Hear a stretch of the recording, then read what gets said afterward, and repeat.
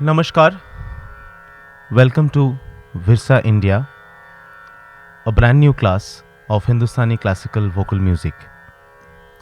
मेरा नाम अनिर्बान भट्टाचार्य है और आज आपके समक्ष मैं हिंदुस्तानी क्लासिकल वोकल की क्लास प्रेजेंट करूंगा। आज के क्लास में हम एक राग के ज़रिए हिंदुस्तानी क्लासिकल म्यूज़िक यानी हिंदुस्तानी शास्त्रीय संगीत के जो अलग अलग विधाएं हैं, जैसे गाया जाता है, उसके बारे में चर्चा करेंगे, उसका ज्ञान लेंगे और कुछ चीज़ें सीखेंगे भी। शुरू में आपको बताते हैं कि हिंदुस्तानी क्लासिकल म्यूज़िक ये शब्द का मतलब क्या है। हिंदुस्तानी यानी उत्तर भारत यानी नॉर्थ इंडिया। नॉर्थ इंडिया में जो परंपरागत संगीत है, जो कई सालों से, कई सदियों से होते आ रहे, चर्चा जिसका हो रहा है, उस संगीत के नाम हिंदुस्तानी संगीत के नाम से जाना जाता है। वैसे हमारे इंडियन म्यूज़िक में दोनों हिस्से में हम इसको समझते हैं। एक है नॉर्थ इंडियन म्यूज़िक जो हिंदुस्तानी क्लासिकल म्यूज़िक के नाम से जाना जाता है, और दूसरे हैं कर्नाटिक म्यूज़िक जो दक्षिण के म्यूज़िक हैं। राग, बहुत सारे राग कॉमन हैं दोनों विधाओं में, लेकिन स्टाइल और प्रेजेंटेशन के जो तरीका है वो अलग है। क्लासिकल शब्द का ये मतलब है, मैंने शुरू में ही कहा कि ये परंपरागत संगीत है। परंपरा क्या है, कैसे सिखाया जाता है, उसके बारे में चर्चा करेंगे। और संगीत तो संगीत है।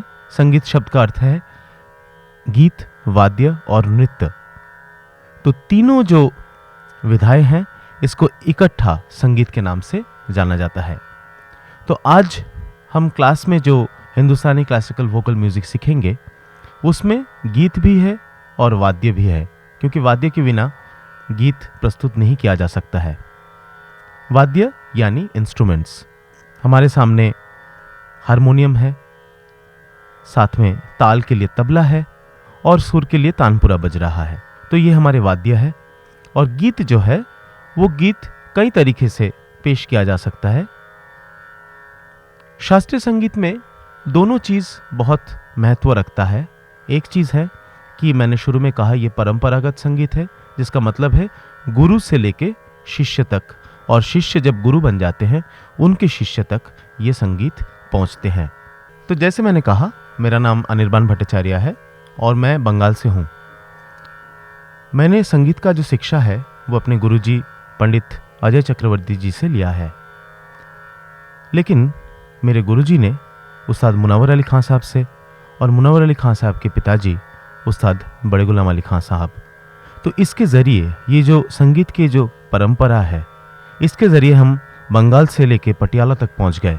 और हमारे जो घराना है, जो घराने के नाम से हमारा जो ये संगीत के स्टाइल है वो जाना जाता है, वो है पटियाला घराना।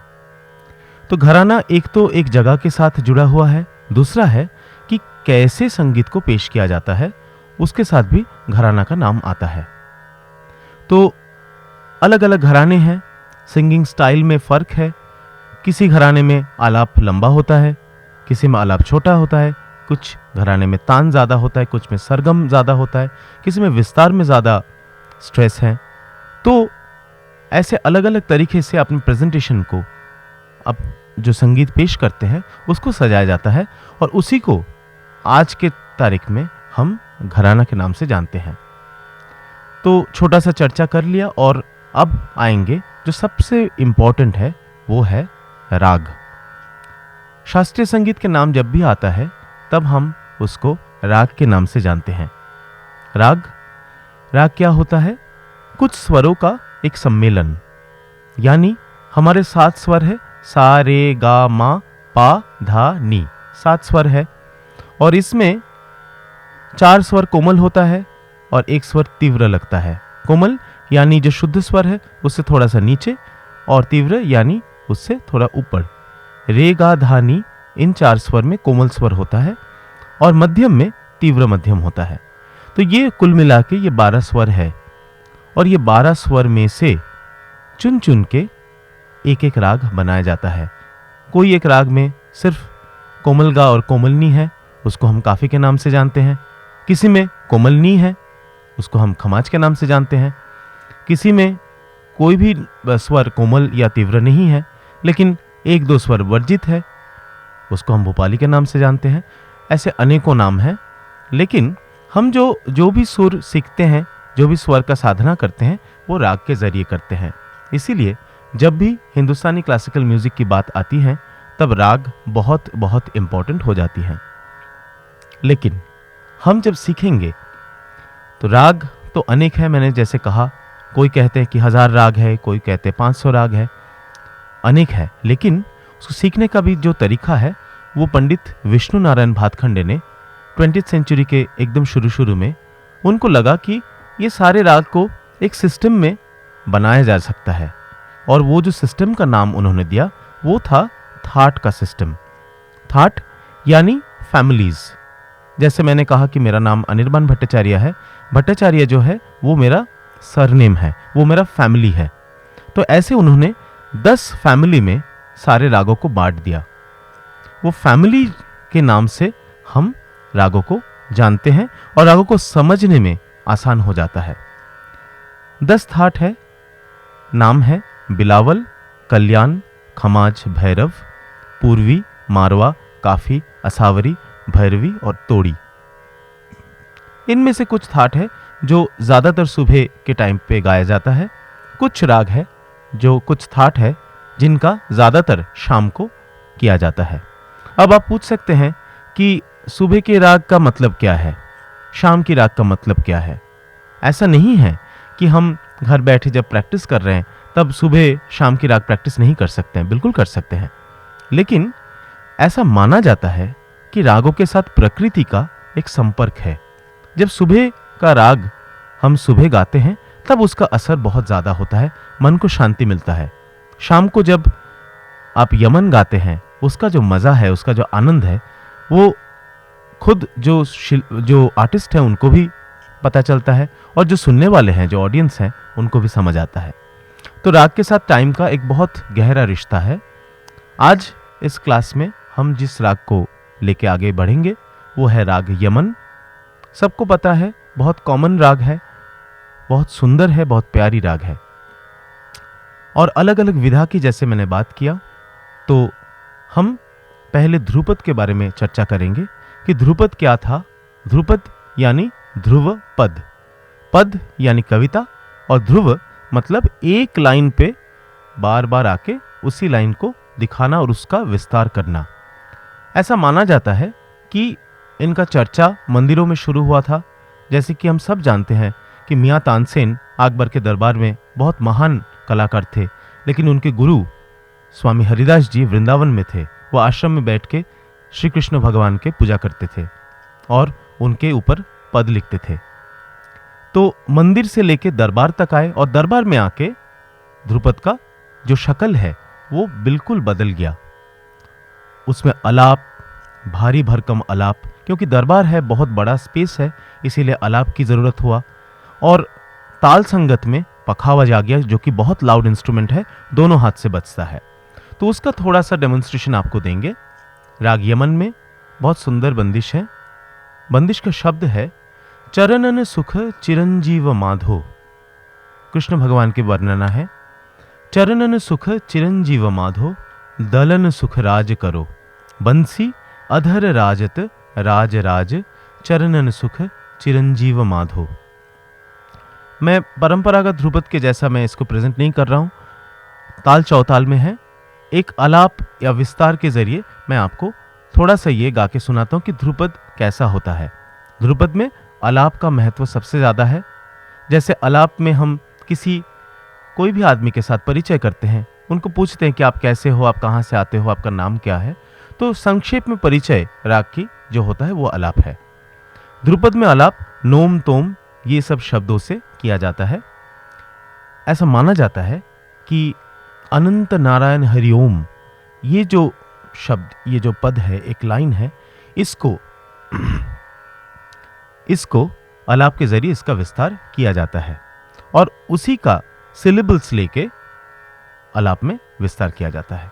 आइए ध्रुपद के आलाप सुनते हैं, फिर ध्रुपद पेश करेंगे।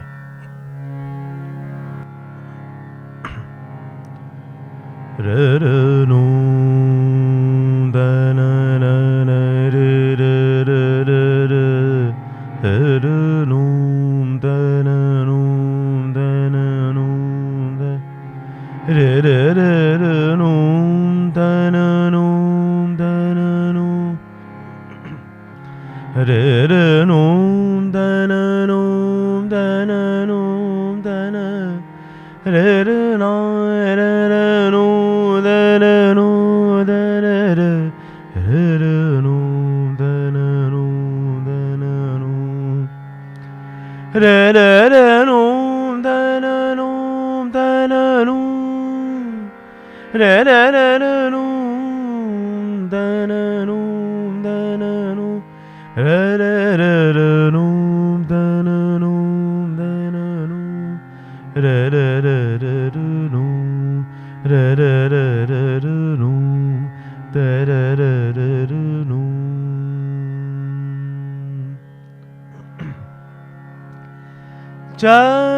चरणन सुख चिरंजीव माधो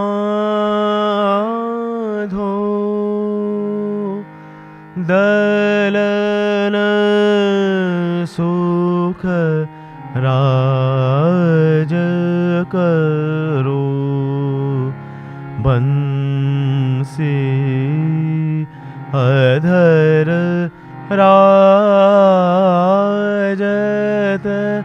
राज राज चरणन सुख चिरंजीव माधो दलन सुख राज करो बंसी अधर राजत राज राज चरणन सुख चिरंजीव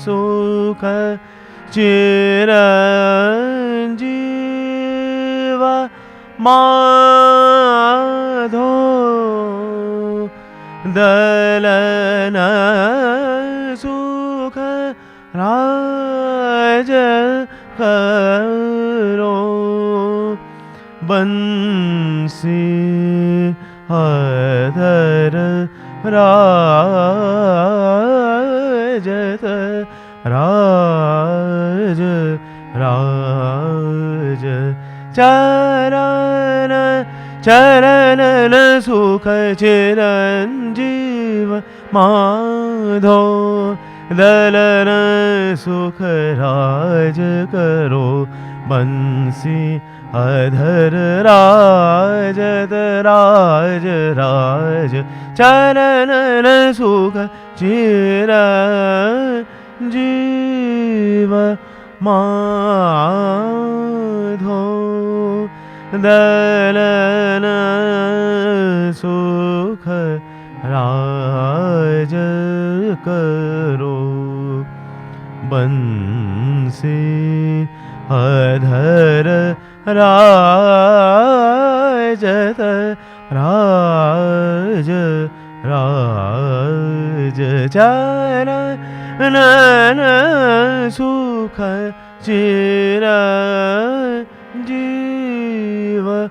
माधो।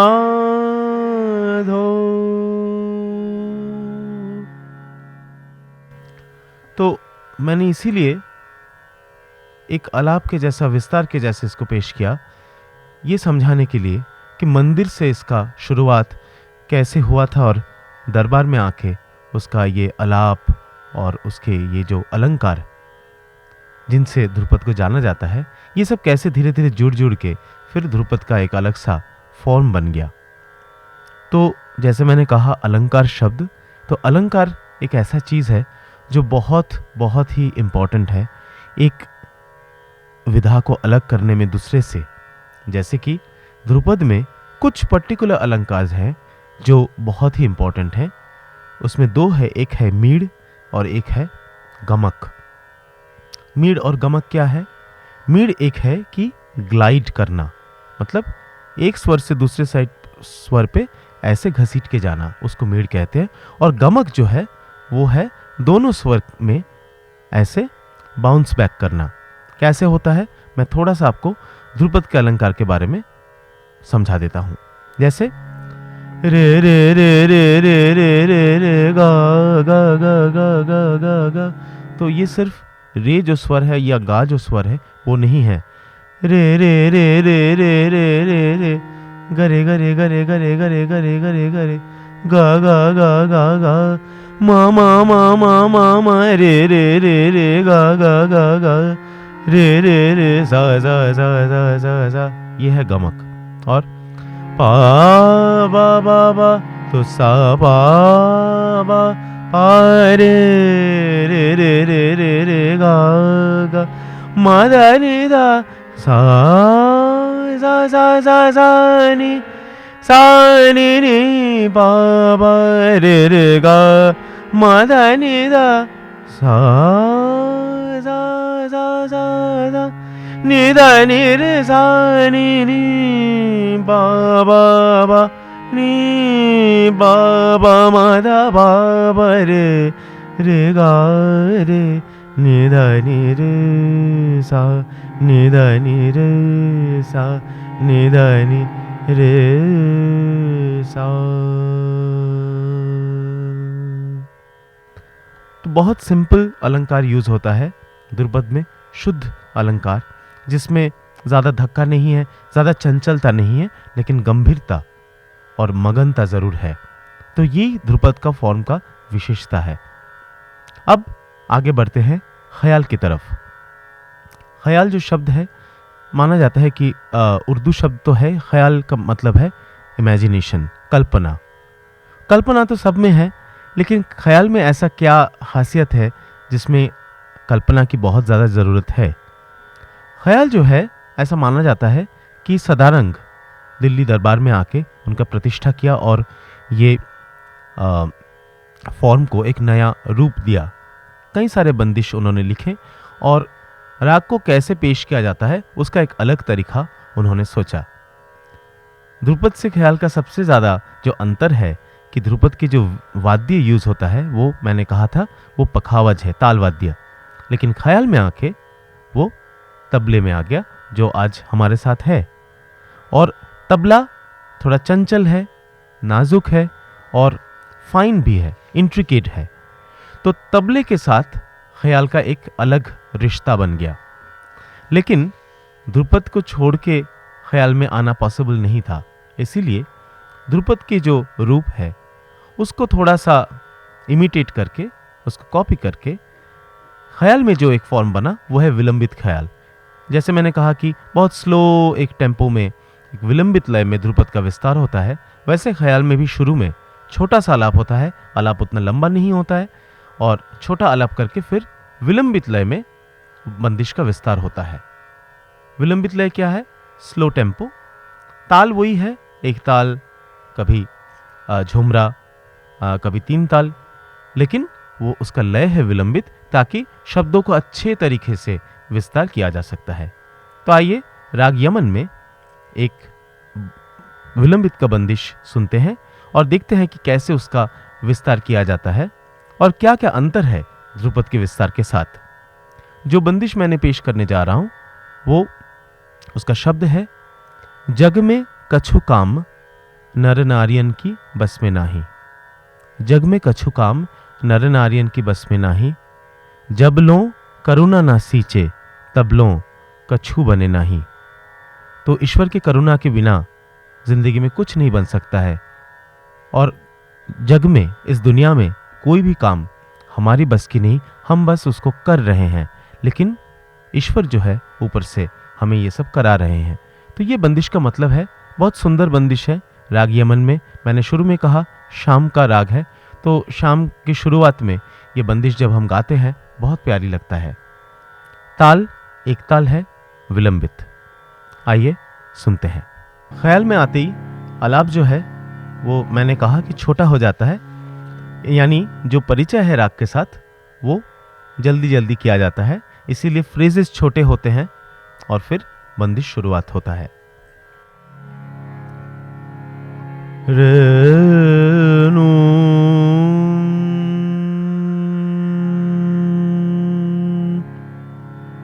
रे रे रे रे रेणु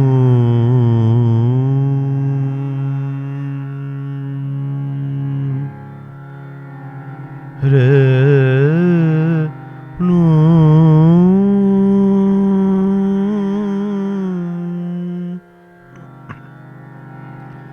रेना हेनु रे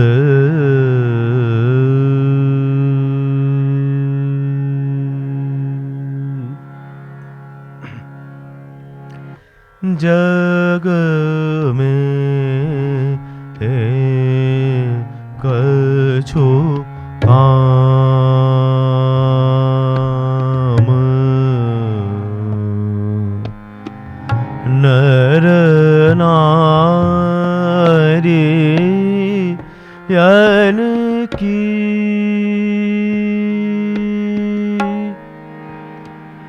बस में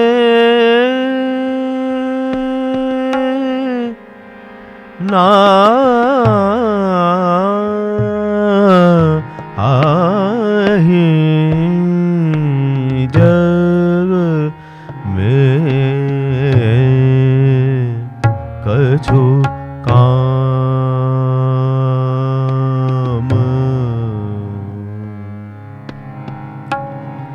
नर नारी यन की बस में नाही नाही जग में कछु काम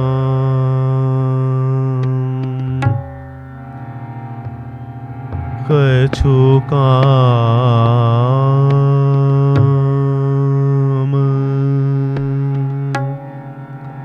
कछु काम जग में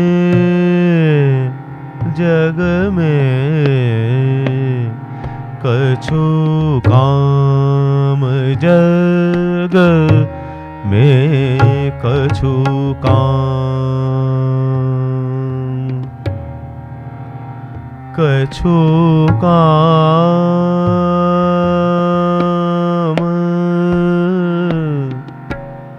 जग में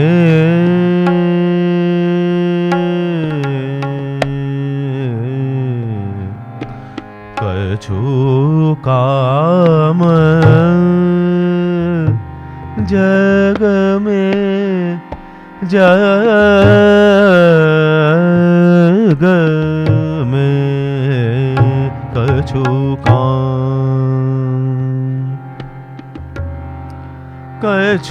काम जग में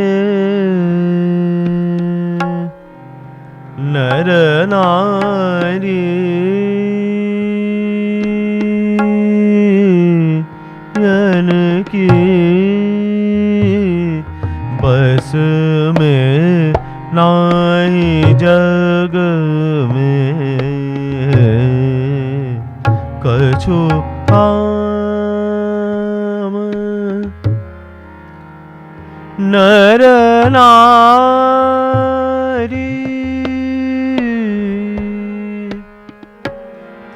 नर नारी यन की बस में नाही जग में जग में कछु काम नर नारी यन की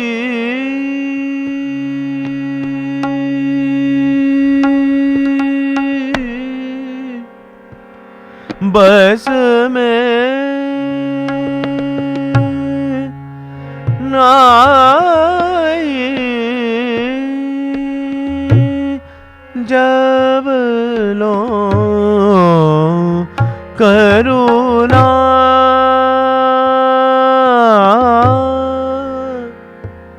ना सींचे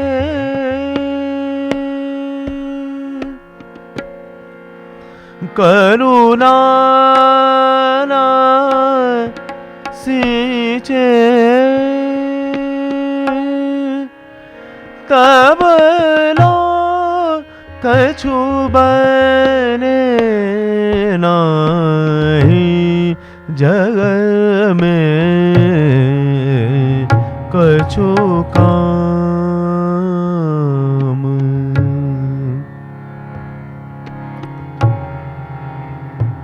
कछु काम जग में कछु काम नर नारी जन की बस में नाही जग में कछु काम कछु काम जग में नर नारी जन की बस में नाही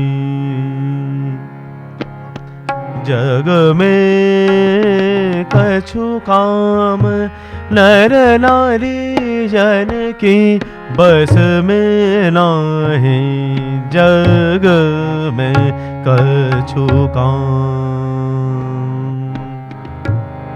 निध नीर सा नीर गर सा मर गर निधर सा मद निध नि गर सा नीर मर गा मग मद निध पम गर सा निध नीर गर मग पम ध निध स निर स निध पम ध पम गर सा जग में कछु काम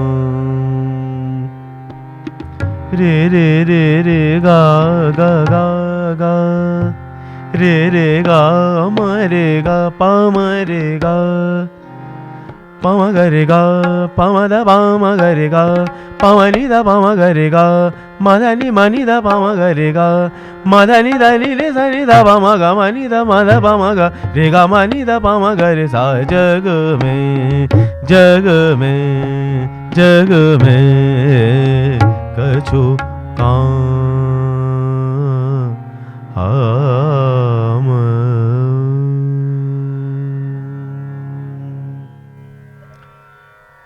तो यमन राग को ऐसे विलंबित में ख्याल के रूप में हम भी प्रस्तुत कर सकते हैं।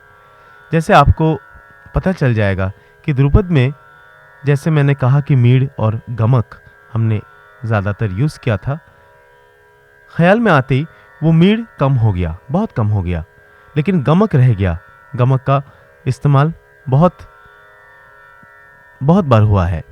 लेकिन जो अंतर भी है कि जो शब्द है उसको हम अलग अलग फ्रेज के हिसाब से यूज़ किया। जैसे जग में कछु काम नर नारियन की बस में नाही, हमारी कल्पना ऐसे है कि कछु काम जग में कछु काम नर नारियन की बस में नाही नर नारियन की जग में कछु काम जग में नर नारियन की बस में नाही। तो ये जो शब्दों का खेल है ये कल्पना है, और इस शब्दों को कैसे राग के फ्रेज के हिसाब से उसको पेश किया जा सकता है वो है तालीम, वो है आपकी ट्रेनिंग, कैसे आप उसको सीख के उसको पेश कर रहे हो। ख्याल का मतलब यही है। तो जैसे मैंने कहा कि राग के फ्रेजेस तो फ्रेजेस का मतलब क्या है? आपने सुना होगा कि राग में पकड़ होता है, राग की चलन होता है। तो ये सब क्या है? चलन क्या है? चलन मतलब चलना। तो राग को अगर एक इंसान के रूप से माना जाता है तो हम राग को कल्पना करते हैं कि वो कैसे हैं, वो कैसे सजते हैं, कैसे दिखते हैं, कैसे चलते हैं। तो वो चलने का जो है, जब वो उसको हम सरगम के जरिए सीखते हैं, उसको हम बोलते हैं राग के चलन। जैसे नी रे गा मा रे गा, थोड़ा मुड़ के देखा, मा धा पा, एक जगह खड़े हो गए, मा धा नी नी, थोड़ा दूर चले गए, मा धा नी रे सा नी नी पा, फिर वापस आ रहे हैं, मा धा पा मा रे गा रे नी धा नी रे गा सा। तो कि इंसान का भी जैसे कई सारे रंग होते हैं, कभी वो शांत रहते हैं, कभी वो गंभीर हो जाते हैं, कभी वो चंचल हैं। तो राग के भी अनेकों पक्ष है। जैसे विलंबित में हमने देखा कि राग थोड़ा शांत है, गंभीर है और धीरे धीरे उसका जो निकास है वो आपके सामने आ रहा है। लेकिन जब हम मध्यलय या द्रुत बंदिश करते हैं तब राग की चंचल प्रकृति जो है, कभी कभी रुद्र रूप जो है, वो बाहर निकल के आ जाता है। वो कैसे है वो अभी आपके सामने पेश करेंगे। मैंने कहा कि विलंबित लय था जो कि बहुत स्लो टेम्पो था। अब जो हम करेंगे वो है मध्य लय यानी मीडियम टेम्पो, जो बहुत द्रुत भी नहीं है, बहुत ज़्यादा जल्दी भी नहीं है और बहुत ज़्यादा कम लय में भी नहीं है, बहुत ज़्यादा विलंबित नहीं है, एक बीच की जो है मध्य लय।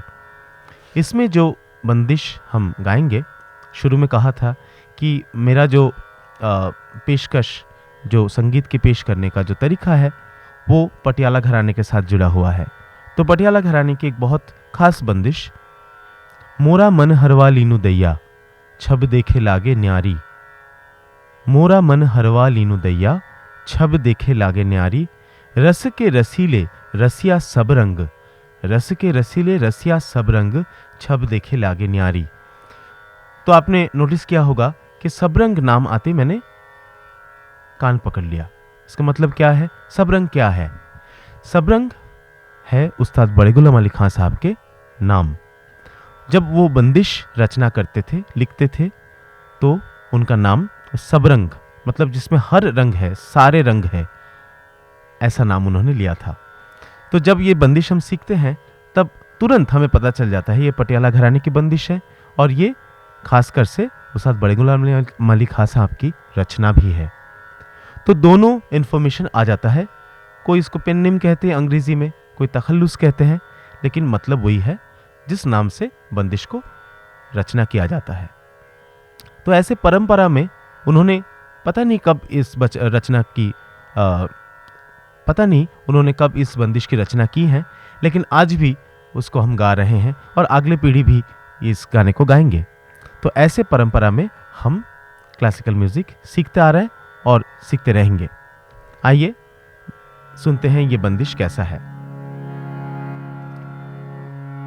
मोरा मन हरवा लीनू दैया, मोरा मन हरवा लीनू दैया, मोरा मन हरवा लीनू दैया, छब देखे लागे हे न्यारी, छब देखे लागे हे न्यारी, मोरा मन हर वालीनू दैया, मोरा मन हर वालीनू दैया, मोरा मन हर वालीनू दैया, मोरा मन हर वालीनू दैया, छब देखे लागे न्यारी, छब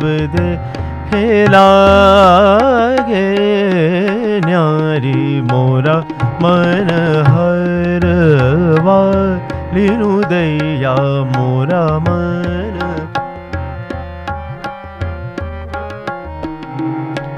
मोरा मन हरवा लीनु दैया दैया दैया मोरा मन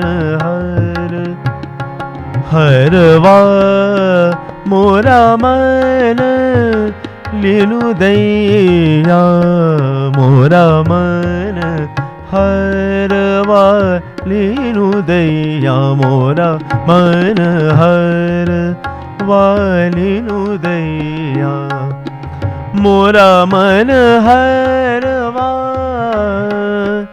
लीनु दैया छब देखे लागे न्यारी लागे न्यारी मोरा मन हरवा लीनु दैया मोरा मन हरवा लीनु दैया मोरा मन हरवा लीनु दैया रस के रसीले रसिया सब रंग रस के रसीले रसिया सब रंग रस के रसीले रसिया सब रंग छब देखे लागे न्यारी छब देखे लागे न्यारी मोरा मन हरवा लीनु दैया मोरा मन। अब सरगम से विस्तार और फिर तान। पामा पामा गरे सा मोरा मन मनी दा पामा पामा गरे निरे सा मोरा मन गरे मगा पामा निदा पामा गरे सा मोरा मन निदा सा निरे सा निदा पामा गरे सा मोरा मन गरे मगा पामा निदा सा निदा पामा गरे सा मोरा मन हर। अनेक तरीके की तान हो सकता है, कुछ अभी पेश करते हैं और उसको बाद में समझाते हैं। नी रे गा ग रे गा मा रे गा मा गा मा धा धा मा धा नी मा धा नी रे सा नी धा पा मा धा नी सा नी धा पा मा ग रे सा मोरा मन नी रे गा मा धा नी धा नी रे सा नी धा पा मा धा नी गा मा धा नी धा पा मा ग रे सा मोरा मन हर। इसको हम पलटा अंक के नाम से जानते हैं। फिर थोड़ा जमजमा गा गा ग रे मा गा पा मा ग रे गा ग रे मा गा पा मा ग रे मा गा पा मा नी दा पा मा ग रे नी रे सा मोरा मन। कुछ स्वरों को लेके रे गा ग रे गा रे मा ग रे गा ग रे मा रे गा ग रे मा गा पा मा ग रे गा मा गा पा मा ग रे पा मा रे गा मा धा नी धा पा मा ग रे गा मा धा नी रे सा नी धा पा मा धा नी गा मा धा पा मा ग रे सा मोरा मन हर वालीनु दैया मोरा मन हर। नी रे गा मा धा नी रे सा नी धा पा मा धा नी सा नी धा पा मा गा मा धा पा मा ग रे सा मोरा मन हर पा मा ग रे सा नी धा नी रे गा मा धा नी रे ग रे सा नी धा पा मा गा मा धा नी रे सा नी धा पा मा नी धा पा मा ग रे सा मोरा मन हर वालीनु दैया मोरा मन हर। अब मध्य लय से थोड़ा द्रुत की तरफ बढ़ते हैं। मोरा मन हर वालीनु दैया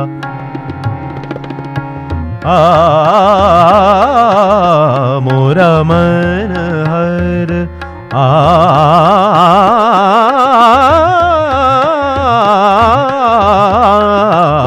मोरा मन हर वालीनु दैया मोरा मन हर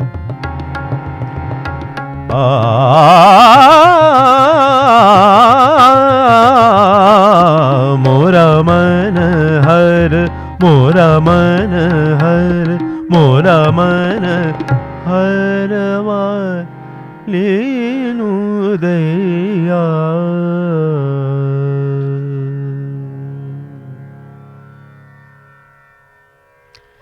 तो ये था मध्य लय में ख्याल की एक प्रस्तुति। मैंने शब्द तो पहले कहा था, लेकिन इसमें एक नया चीज ऐड हो गया जो है तान। तान जैसे गमक है, जैसे मीड़ है, तान भी हमारे शास्त्रीय संगीत का एक अलंकार है। जैसे हम ज्वेलरी पहनते हैं, शक्ल तो वही है लेकिन अलग अलग ज्वेलरी से उसको सजाते हैं, और इस अलग अलग ज्वेलरी का नाम भी है। जैसे तान ब्रॉडली एक अलंकार है, लेकिन तान के कई प्रकार हैं। जो छोटे तान से शुरू किया था उसको हम छोट तान कह सकते हैं, जिसमें हम बन के थोड़ा मुखड़े पे आते हैं, सम पे आते हैं। फिर जब तान को विस्तार करते हैं, बढ़ाते हैं, तब पलटा का इस्तेमाल करते हैं। पलटा यानी छोटे छोटे डिजाइन्स जो हर स्वर से रिपीट किया जाता है, तो उसको पलटा कहते हैं, उसको हम यूज करते हैं। फिर तीसरी तरीके की तान जो है वो है सपाट तान, यानी नीचे से ऊपर तक आरोही और अवरोही, आरोही और अवरोही, ये दोनों गति को मिला के जो तान पेश किया जाता है वो सपाट अंक की तान है। फिर मैंने कहा जमजमा, यानी कुछ 3, 4, 5 स्वर को लेके उसी के अंदर घूमते रहना और उसके अलग अलग शक्ल बनाते रहना। ऐसे अनेकों तान हैं, लेकिन जो मैंने आपके सामने प्रस्तुत किया उसको थोड़ा सा ऐसे समझाया। पलटा कैसे प्रैक्टिस करेंगे, पलटा क्या होता है, वो कुछ अलग समय में हम विस्तार से उसका डिस्कशन करेंगे। और आगे की तरफ बढ़ते हैं। जैसे मैंने कहा था मध्य लय लास्ट बंदिश था, आगे हम एक द्रुत बंदिश पेश करेंगे। और ख्याल में जैसे बंदिश भी है वैसे तराना भी है। मैंने जैसे कहा था कि शुरू में कि ध्रुपद के अलाप जो है उसमें नोम तोम ये सब शब्द यूज होता है। ऐसे नोम तोम शब्द से जो गीत बनते हैं उसको हम तराना कहते हैं। तो एक छोटा सा तराना की प्रस्तुति के साथ आज के ये क्लास को खत्म करेंगे। आइए सुनते हैं यमन में एक छोटा सा तराना। तो जो तराना हम अभी सुनने जा रहे हैं उसका शब्द है ताना देर तनुम तानादीम ताना देरना, नादिर तादानी तादिर तादानी तादिर तानाना। तो दोनों चीज है। मैंने शुरू में कहा था कि संगीत सिर्फ गीत नहीं है, सिर्फ वाद्य नहीं है। गीत और वाद्य तब जाके एक ख्याल या कोई भी शास्त्रीय संगीत का प्रस्तुति हो सकता है। तो इसमें तबले की बोल भी आता है और तराना के अलग से बोल, जैसे नोम तोम तानादेर तनुम, ये सब बोल आता है। जैसे मैंने शुरू में कहा था कि हिंदुस्तानी शास्त्रीय संगीत के क्लास हम आज कर रहे हैं, वैसे कर्नाटिक संगीत में दाक्षिणात्य के संगीत जो है तो उसमें भी तराना के अनुरूप एक चीज़ है जिसको हम कहते हैं तिल्लाना। तो ये जो फॉर्म है ये बहुत प्रसिद्ध फॉर्म है, बहुत साल से मतलब इसका चर्चा हो रहा है। ऐसा माना जाता है कि तराना का जो जन्म हुआ था वो भी दिल्ली दरबार में अमीर खुसरो के जरिए हुआ था और उन्होंने ये सब बोल को एक गीत के रूप में उन्होंने प्रस्तुत किया था। तो आइए सुनते हैं राग यमन में तराना।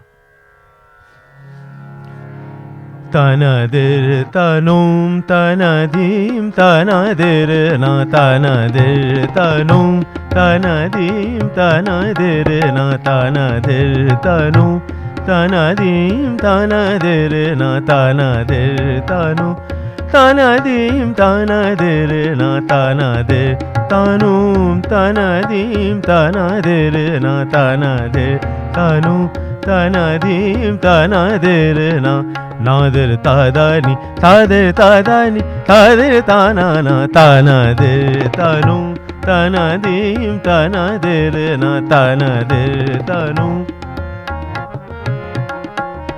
तनदिर तनु तनदीम तनदिर ना नादिर तादानी तादिर तादानी तादिर तानाना तानादिर तनुम तनदीम तनदिर ना तनदिर तनु पमगरे सा निरे तनदिर तनु निदा पम दा पमगरे सा तनदिर तनु सनि गरे सनि द पम गरे सा ता न दे तनु नि रे पम रे ग म ध नि द पम गरे नि रे सा ता न दे तनु ग गरे म ग पम नि द सा नि द पम गरे ता न दे तनु ता न दीम ता न दे रे ना ता न दे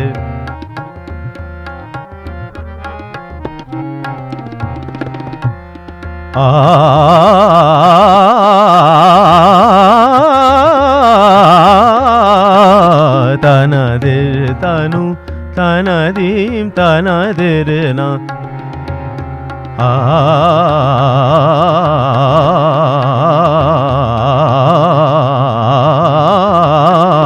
तन दे तनु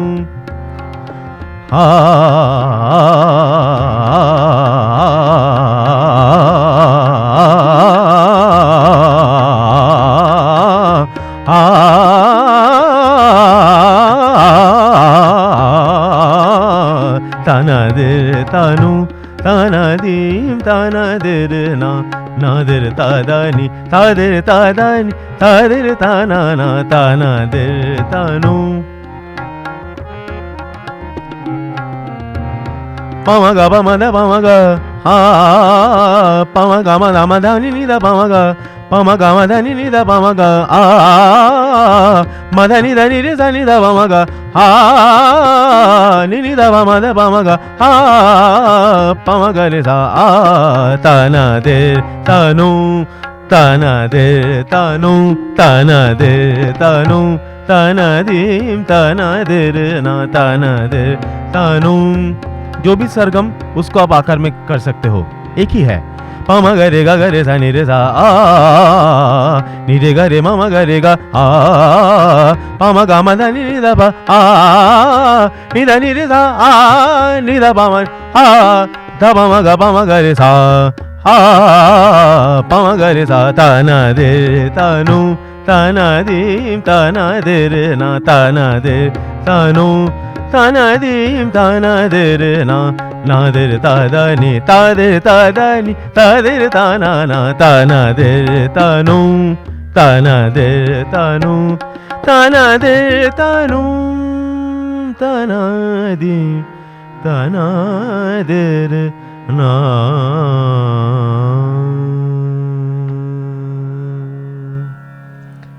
तो आज की हिंदुस्तानी शास्त्रीय संगीत के वोकल की जो क्लास हमने लिया है उसमें राग यमन में शुरू में ध्रुपद, ध्रुपद के आलाप, फिर राग यमन के विलंबित एक ताल में, फिर राग यमन की मध्य लय 3 ताल में, और इसी राग में एक तराना के साथ हमने सारी जो विधाएं हैं, जो क्लासिकल म्यूजिक के जो प्रोमिनेंट स्टाइल्स हैं, नॉर्थ इंडियन स्टाइल्स, एक ध्रुपद और एक ख्याल और तराना, इन तीनों को हमने सुना और उसको थोड़ा सा समझने की कोशिश किया। तो आशा रखते हैं आगे भी हम ऐसे सीखते रहेंगे और दूसरे राग के साथ, दूसरे तरीके की बंदिश के साथ आपके साथ दोबारा मिलेंगे। नमस्कार।